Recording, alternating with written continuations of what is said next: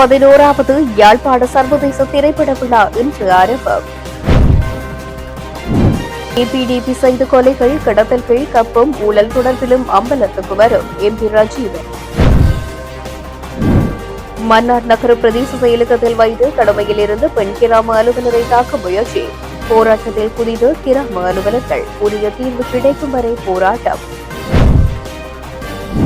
பௌத்தமயமாக்கல் செயற்பாடுகளை உடன் நிறுத்துங்கள். வவுனியாவில் போராட்டம். மட்டக்களப்பு மண்முனை தென்னருவில் பெற்று களுவாஞ்சிக்குடி பிரதேச சபையின் வரவு செலவு திட்டம் நிறைவேற்றம். பிரதமர் ஹரணிக்கு எதிராக தேரரின் பரபரப்பான குற்றச்சாட்டு. கையீட்டு விகாரி பிரச்சினை தீர்க்கப்படும் வரையில் புதிய கட்டுமானங்கள் எதனையும் செய்ய மாட்டேன். விகாராதிபதி உறுதியளிப்பு. டக்ளஸின் பாதுகாப்பு தொடர்பில் எழுந்துள்ள சந்தேகம். நீதி அமைச்சர் விளக்கம். பழுதடைந்த ஐபேட்டினை காட்டி இழப்பீட்டு காசு வாங்கினேன். போட்டுடைந்து அர்ஜுனா. பயங்கரவாத எதிர்ப்பு சட்டமூலத்தை திரும்பப் பெற கோரி நீதி அமைச்சர் கோரிக்கை. நாளை 75 மில்லிமீட்டர் மழை. கடல் கொந்தளிப்பாக இருக்கலாம் என்றும் எச்சரிக்கை. தொடர்வது விரிவான செய்திகள். 11வது யாழ்ப்பாண சர்வதேச திரைப்பட விழா இன்று மாலை 6 மணிக்கு யாழ்ப்பாணம் திருவள்ளுவர் பண்பாட்டு மையத்தில் ஆரம்பமானது. இன்று ஆரம்பமான திரைப்பட விழா எதிர்வரும் 4ஆம் தேதி வரை தொடர்ச்சியாக இடம்பெறும். சுயாதீன சினிமாவை கொண்டாடுவதும் சினிமாவின் மூலம் பிற பண்பாட்டு மொழி மாற்றங்களை அறிந்து கொள்வதுமே இத்திரைப்பட விழாவின் நோக்கமாகும். இன்றைய ஆரம்ப நிகழ்வில் பிரதீப் குர்பா என்பவரால் இயக்கப்பட்ட த எல்ஷியன் ஃபீல்ட் என்ற திரைப்பட திரையிடலும் கலந்துரையாடலும் இடம்பெற்றது. இந்நிகழ்வின் தொடர்ச்சியாக திரைப்பட திரையிடல்களும் செயலமர்வுகளும் நடைபெறவுள்ளமை குறிப்பிடத்தக்கது. சமூக அபிவிருத்தி குழுக்களின் தலைவர்களுக்கான நியமன கடிதம் வழங்கும் நிகழ்வு இன்று செவ்வாய்க்கிழமை வடமராட்சி வடக்கு பிரதேச செயலகத்தில் பிரதேச செயலாளர் துல்லிங்கநாதன் தலைமையில் இடம்பெற்றது. இந்நிகழ்வில் பாராளுமன்ற உறுப்பினர் ஜெயச்சந்திரமூர்த்தி ராஜீவன் கலந்து கொண்டு சமூக அபிவிருத்தி குழு தலைவர்களுக்கான நியமன கடிதங்களை உத்தியோகபூர்வமாக வழங்கி வைத்ததுடன் கருத்துக்களையும் வழங்கினர். வடமராட்சி வடக்கு பிரதேச செயலாளர் பிரிவைச் சேர்ந்த மொத்தம் 35 பேருக்கான நியமன கடிதங்கள் இந்நிகழ்வின் போது வழங்கி வைக்கப்பட்டன. வறுமை ஒழிப்பு, சமூக மேம்பாடு மற்றும் மக்கள் நலன் சார்ந்த செயல்பாடுகளை அடித்தள மட்டத்தில் வலுப்படுத்தும் நோக்குடன் இந்நியமனங்கள் வழங்கப்பட்டுள்ளதாக தெரிவிக்கப்பட்டது. இந்நிகழ்வில் பிரதேச செயலக அதிகாரிகள், சமூக அபிவிருத்தி உத்தியோகத்தர்கள் மற்றும் நியமனம் பெற்ற குழு தலைவர்கள் உள்ளிட்டோர் கலந்து கொண்டனர். இவர்களுக்கான முழுநாள் கருத்தரங்கு இடம்பெற்றது.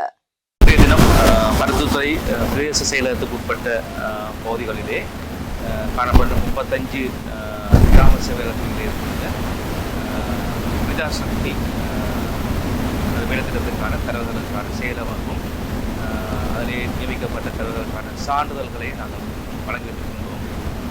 இந்த பிரஜாசக்தி சம்பந்தமாக பல தெளிவான விடயங்களை சொல்ல வேண்டியிருக்கிறது மக்களுக்கு சொன்னால் இந்த திட்டமானது அந்த பிரதேசத்தில் காணப்படுகின்ற அரசாங்கத்தினுடைய கொள்கை ஒன்று இருக்கின்றது. வறுமை ஒழிப்பு வேலை திட்டம். எங்களுக்கு இந்த அரசாங்கத்துடைய திட்டங்களில் 3 கிளீன் ஸ்ரீலங்கா, 2வது டிஜிட்டல் மயமாக்குகின்ற முழு இலக்கையும் டிஜிட்டல் மயமாக்குகின்ற வேலை திட்டம், 3வது வறுமை ஒழிப்பு வேலை திட்டம். அந்த வறுமை ஒழிப்பு வேலை திட்டத்திற்கு தான் இந்த பிரஜாசக்தி செயல் திட்டமானது அரசாங்கத்தால் முன்னெடுக்கப்பட்டு வருகின்றது. இந்த பிரஜாசக்தி வேலை திட்டம் முன்னெடுக்கப்பட்டு கிராமத்திலே ஆங்காங்கே சிதறி கிடந்த பல விடயங்கள் இப்பொழுது ஒன்றிணைக்கப்பட்டு கிராமிய வேலைத்திட்டமாக ஒரு வில்லேஜ் பிளானாக நாங்கள் இதை முன்னெடுக்க போகிறோம்.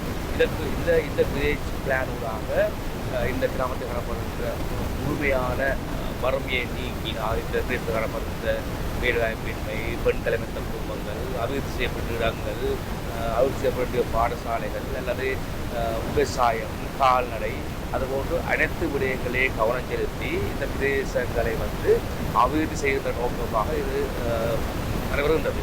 எனவே இந்த சம்பந்தமாக யாருக்கு மையம் தேவையில்லை இருக்கிறாய் அரசாங்கத்தால் முன்னெடுக்கப்பட்ட நிகழ்ச்சி. நாங்கள் விரும்புகின்ற வேலை திட்டத்தை சிறப்பாக செய்து இந்த நாட்டை 2029ஆம் ஆண்டுக்கு முன்னர் ஒரு வரமேற்ற நாடாக கொண்டு வர வேலை ஜனாதிபதி அவர்கள் முன்னெடுக்கின்ற வேலை திட்டத்தை நாங்கள் டிசிசி இந்த நிலைமையை இந்த அமைப்புகளை இயக்கும். இந்த அமைப்புகளுக்கான தலைவர்களை நாங்கள் நியமித்திருக்கிறோம். எங்களுடன் ஒத்து வருகின்ற உங்களோடு சேர்ந்து வேலை செய்கின்ற ஆக்களை நாங்கள் இடம் கண்டு அவர்களுக்கு தலைவத்துவ பதவியை கொடுத்து நாங்கள் அவர்களுக்கு கூடாக நாங்கள் இந்த வேலையை முன்னெடுக்க இருக்கிறோம். இந்த வேலை திட்டங்கள் சரியாக நடைபெறுகின்ற பொழுது இன்னும் 2-3 ஆண்டுகளிலே இலங்கையிலே காணப்படுகின்ற வறுமையானது கணிசமான அளவு குறைக்கப்பட்டு பெரிய அளவிலே இந்த கிராமங்கள் நல்ல அபிவிருத்தி அடைகின்ற நிலையை அடையும் என்று நான் எதிர்பார்க்கின்றேன்.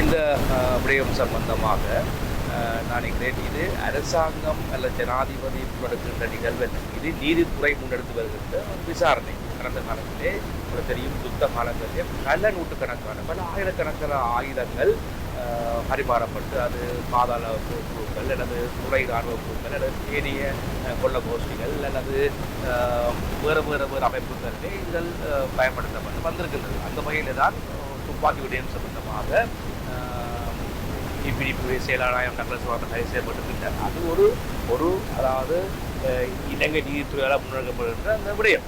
ஆனால் அது சம்பந்தமான விசாரணைகளை நீதித்துறை முன்னெடுக்கும். அதோட விசாரணை கூடாக மேலும் மேலும் மேலும் மேலும் பல விடயங்களை அறியப்பட்டு அது தொடர்ச்சியாக செல்லும்.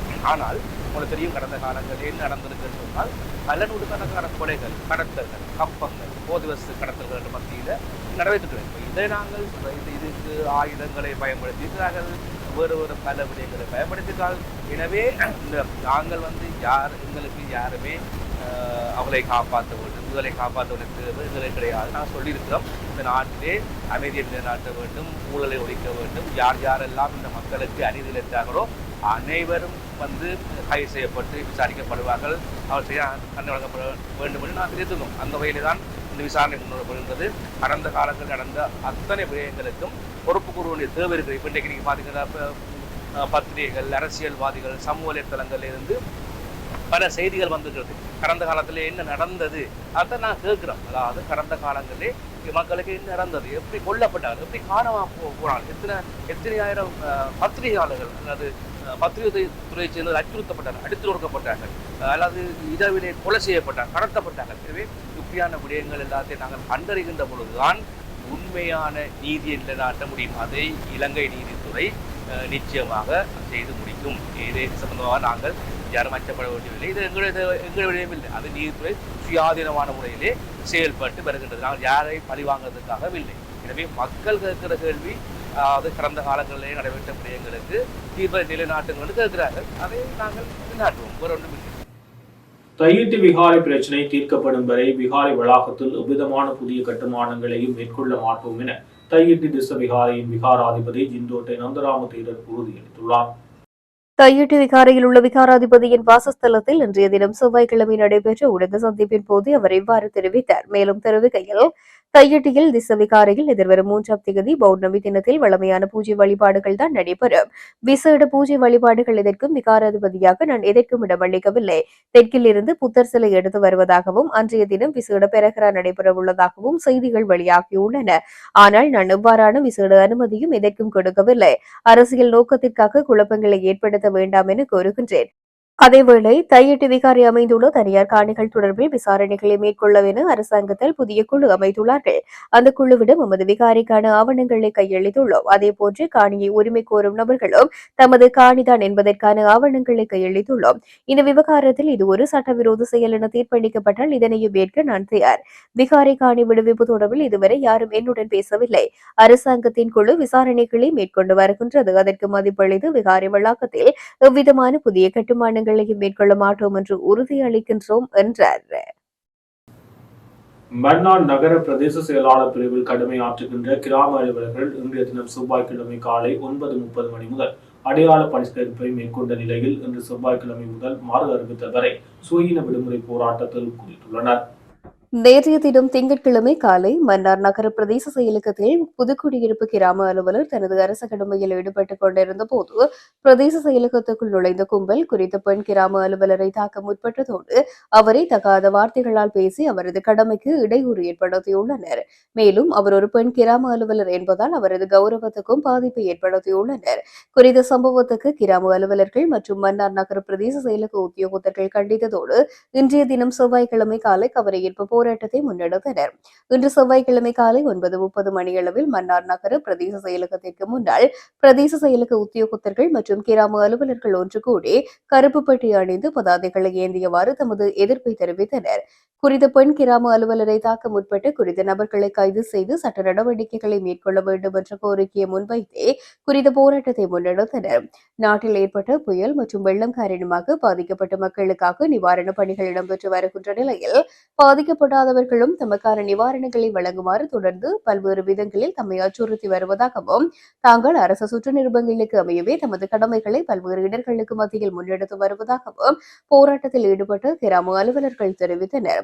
எனவே குறித்த பெண் கிராம அலுவலரை தாக்க முற்பட்டவர்களுக்கு எதிராக உடனடியாக சட்ட நடவடிக்கைகளை மேற்கொள்ளுமாறும் கிராம அலுவலர்களின் பாதுகாப்பை உறுதிப்படுத்துமாறும் கோரி போராட்டம் முன்னெடுக்கப்பட்டதோடு தமக்கு உரிய தீர்வு கிடைக்கும் வரை இன்றைய தினம் செவ்வாய்க்கிழமை முதல் தொடர் சுகவீன விடுமுறை போராட்டத்தை முன்னெடுப்பதாக ஸ்ரீலங்கா ஐக்கிய கிராம அலுவலர் சங்கத்தின் மன்னார் நகர பிரதேச கிளைகளின் தலைவர் கமலேஸ்வரன் ஊடகங்களுக்கு தெரிவித்தார். வவுனியாவில் வலிந்து காணாமல் ஆக்கப்பட்ட உறவுகள் சங்கத்தினரால் பழைய பேருந்து நிலையத்துக்கு முன்பாக கண்டன ஆர்ப்பாட்டம் ஒன்று முன்னெடுக்கப்பட்டது.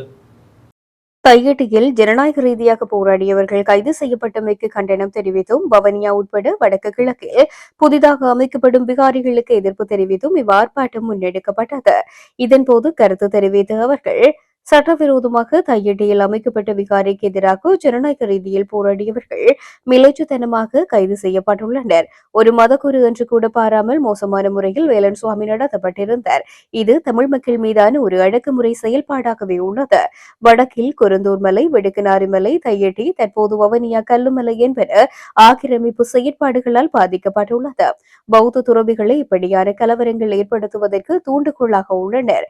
எனவே மறுக்கப்படும் எமது உரிமைகளை அடைவதற்காக நாம் தொடர்ச்சியாக போராட்டங்களை செய்வோம் என்றார்.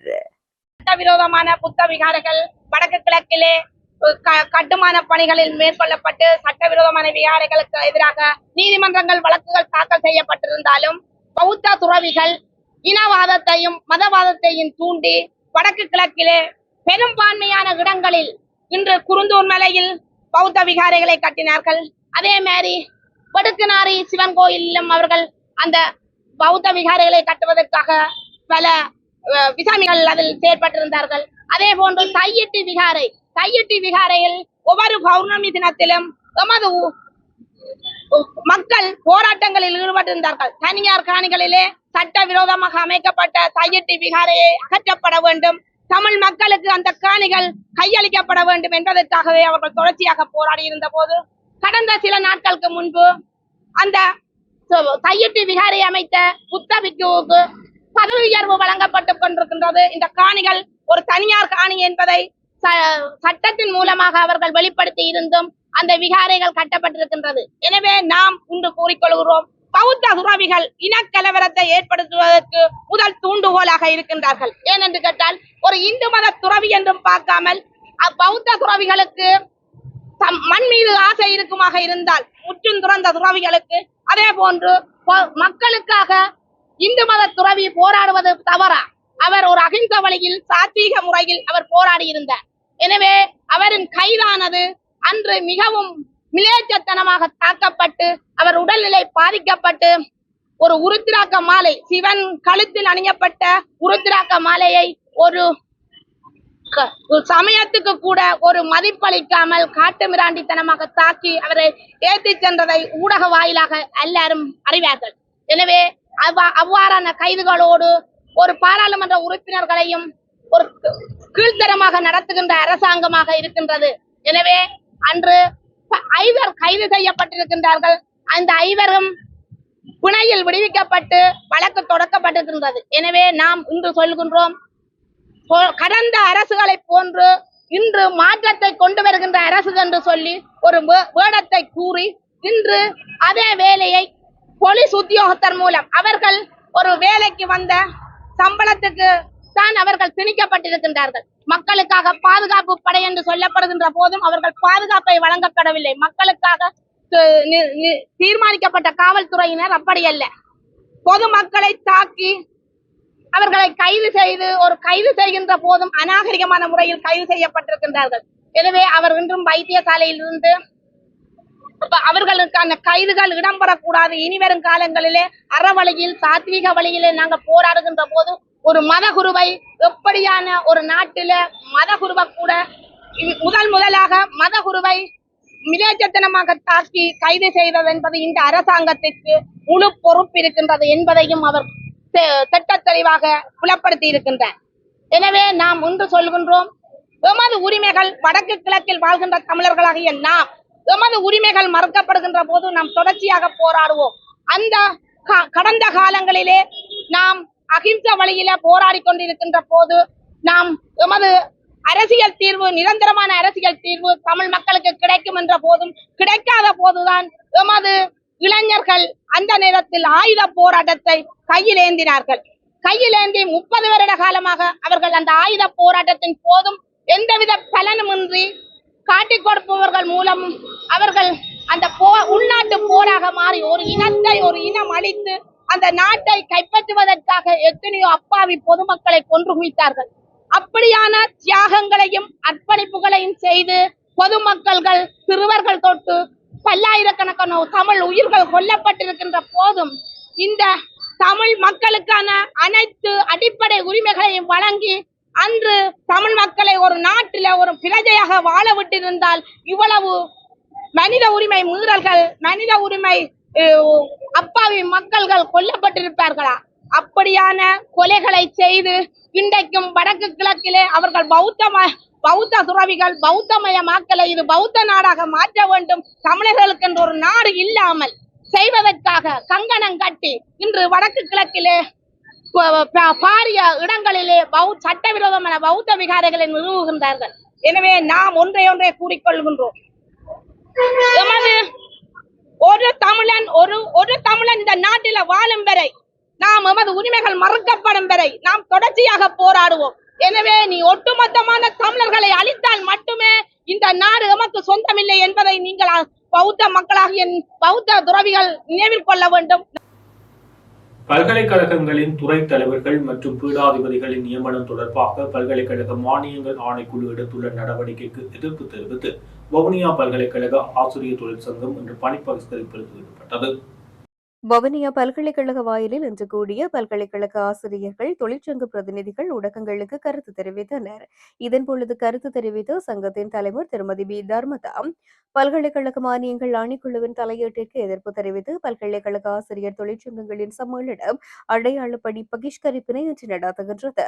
பல்கலைக்கழகங்களின் துறை தலைவர்கள் மற்றும் பீடாதிபதிகளின் நியமனம் தொடர்பான பல்கலைக்கழக சட்ட திருத்தம் பற்றிய பிரேரணை ஒன்று பல்கலைக்கழக மானியங்கள் ஆணைக்குழுவினால் பாராளுமன்றத்தில் முன்மொழியப்பட்டது. இதன் அடிப்படையில் பல்கலைக்கழக மானியங்கள் ஆணைக்குழுவினால் டிசம்பர் 3ஆம் தேதி அனைத்து பல்கலைக்கழகத்திற்கும் கடிதம் ஒன்று அனுப்பி வைக்கப்பட்டிருந்தது.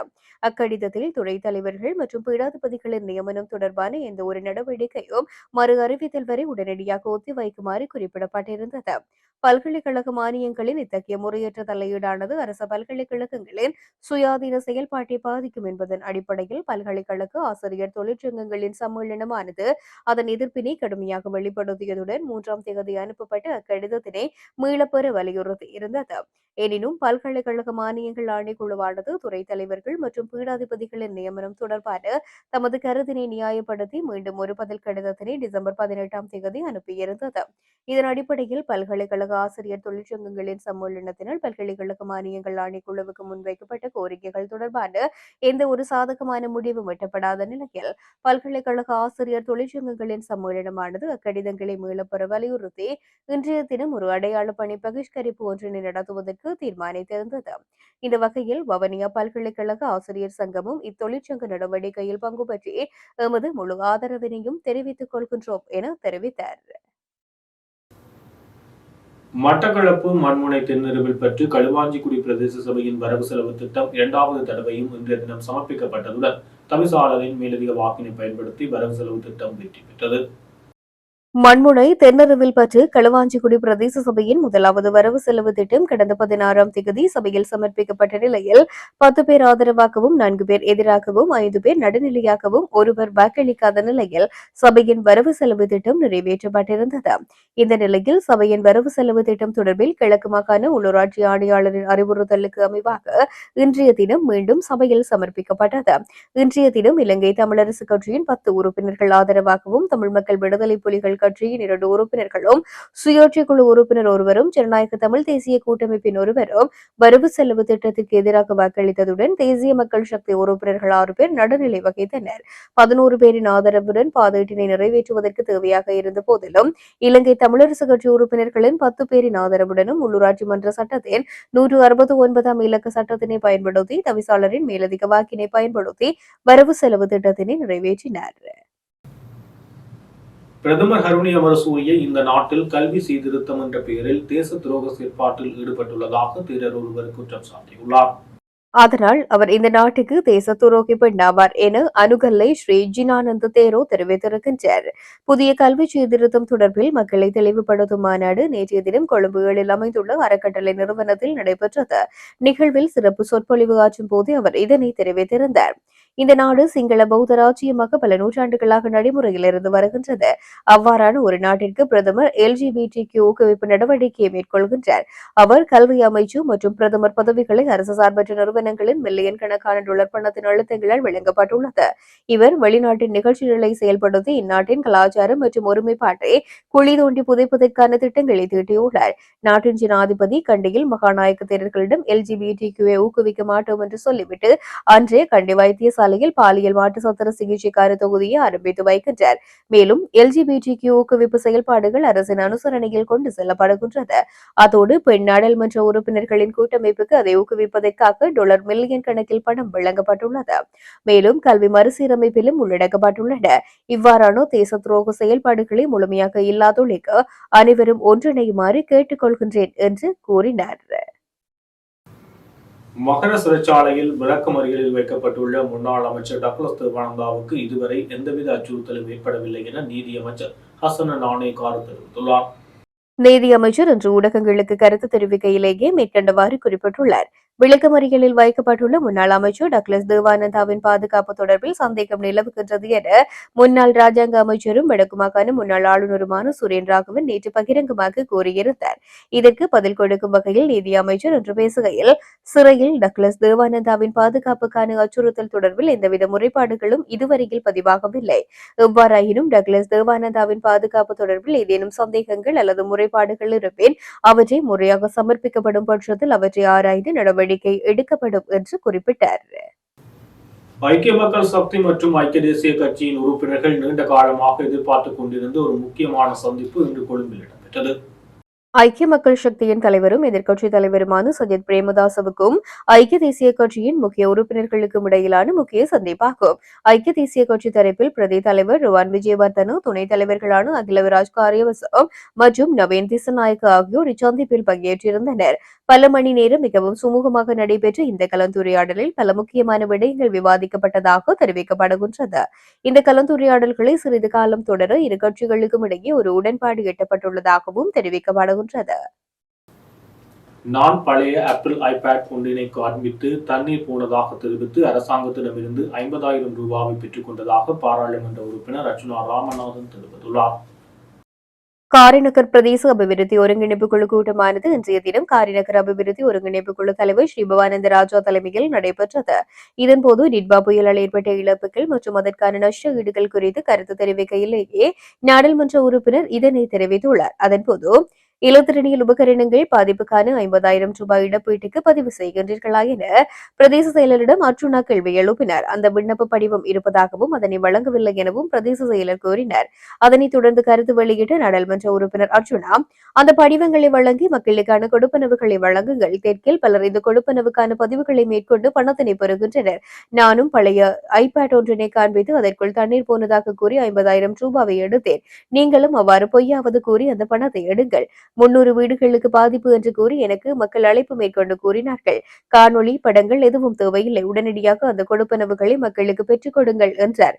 இதன்போது கருத்து தெரிவித்த சமூக மட்ட அமைப்பு ஒன்றின் பிரதிநிதி, குறித்த பதிவுகள் தொடர்பாக மக்களுக்கு சரியான விளக்கத்தை பிரதேச செயலகம் வழங்கவில்லை என்றும் கிராம சேவகர்கள் வீடுகளை வந்து பார்க்கவில்லை என்றும் சுட்டிக்காட்டினார். விசேட அனுமதி தவிர எந்தவொரு சந்தர்ப்பத்திலும் மரக்கறிகளை இறக்குமதி செய்வதற்கு அரசாங்கம் ஒருபோதும் இடமளிக்காதென வர்த்தக வாணிப உணவு பாதுகாப்பு மற்றும் கூட்டுறவு அபிவிருத்தி அமைச்சர் வசந்த சமரசிங்க தெரிவித்தார். இதற்கான எந்தவொரு தீர்மானத்தையும் அரசாங்கம் எடுக்கவில்லை என்றும் அவர் குறிப்பிட்டார். மேலும் விமான சேவை போன்ற சில நிறுவனங்களுக்காக குளிரூட்டப்பட்ட மரக்கறிகளை இறக்குமதி செய்வதற்கு வழங்கப்பட்ட அனுமதியை தவிர வேறு எந்தவொரு தரப்பினருக்கும் மரக்கறிகளை இறக்குமதி செய்வதற்கு அனுமதி வழங்கப்படவில்லை என்றும் கூறினார். டிட்வா சூறாவளியால் ஏற்பட்ட இயற்கை அனர்த்தங்களை அரசாங்கம் தமக்கு சாதகமாக பயன்படுத்தி மரக்கறிகளை இறக்குமதி செய்வதாக தேசிய விவசாயிகள் ஒற்றுமை அமைப்பின் தலைவர் அனுராதா தென்னகோன் குற்றம் சாட்டியிருந்தார். இதற்கு பதிலளிக்கும் வகையிலேயே அவர் இவ்வாறு கூறினார். இது தொடர்பாக மேலும் தெரிவித்த அமைச்சர், டிட்வா சூறாவளியால் ஏற்பட்ட இயற்கை அனர்த்தங்களால் நாட்டின் வடக்கு முதல் தெற்கு வரையான விவசாய காணிகள் பாதிக்கப்பட்டன.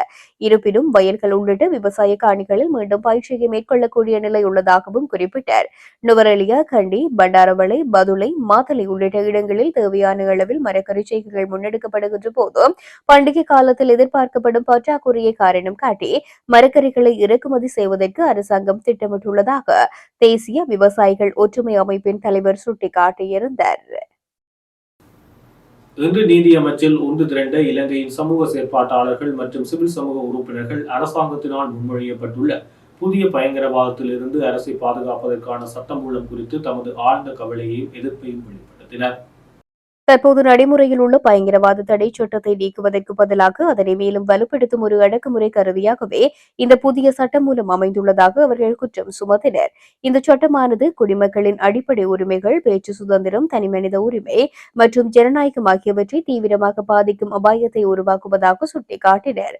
குறிப்பாக இந்த புதிய சட்ட மூலத்தின் மூலம் நிறைவேற்று அதிகாரத்திற்கு அதீத அதிகாரங்கள் வழங்கப்படுவதாகவும் சாதாரண கருத்து வெளிப்பாடுகள் கூட பயங்கரவாதம் என குற்றம் சாட்டப்பட வாய்ப்புள்ளதாகவும் அவர்கள் கவலை தெரிவித்தனர். மேலும் அமைப்புகளை தடை செய்தல், ஊரடங்கு மற்றும் நடமாட்ட கட்டுப்பாடுகள் போன்ற அதிகாரங்கள் இதன் மூலம் விரிவுபடுத்தப்படுவதாகவும் அவர்கள் குறிப்பிட்டனர். இந்த சூழலில் பயங்கரவாத தடை சட்டத்தை நீக்குவதாக வழங்கிய வாக்குறுதி அரசாங்கம் உடனடியாக நிறைவேற்ற வேண்டும் என்றும் இந்த புதிய சட்டமூலத்தை நிபந்தனையின்றி திரும்பப் பெற வேண்டும் என்றும் அவர்கள் வலியுறுத்தினர். மேலும் இத்தகைய சட்டத்தின் அவசியம் குறித்து பொதுமக்களுடன் கலந்தாலோசித்து ஒரு வெள்ளை அறிக்கையை வெளியிட வேண்டும் எனவும் அதுவரை பிடிஏ சட்டத்தின் பயன்பாட்டை நிறுத்தி வைத்து தற்காலிக தடையை நடைமுறைப்படுத்த வேண்டும் எனவும் அவர்கள் கோரிக்கை விடுத்துள்ளனர்.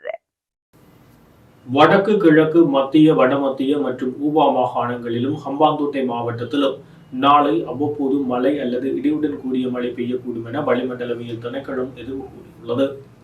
மத்திய ஊவா மாகாணங்களிலும் மட்டக்களப்பு, அம்பாறை, ஹம்பாந்தோட்டை மாவட்டங்களிலும் சில இடங்களில் 75 மில்லிமீட்டருக்கு ஓரளவு பலத்த மழை பெய்யக்கூடும். பிற்பகல் 2 மணிக்கு பின்னர் ஏனைய இடங்களில் மழை அல்லது இடியுடன் கூடிய மழை பெய்யக்கூடும் என்று எதிர்பார்க்கப்படுகின்றது.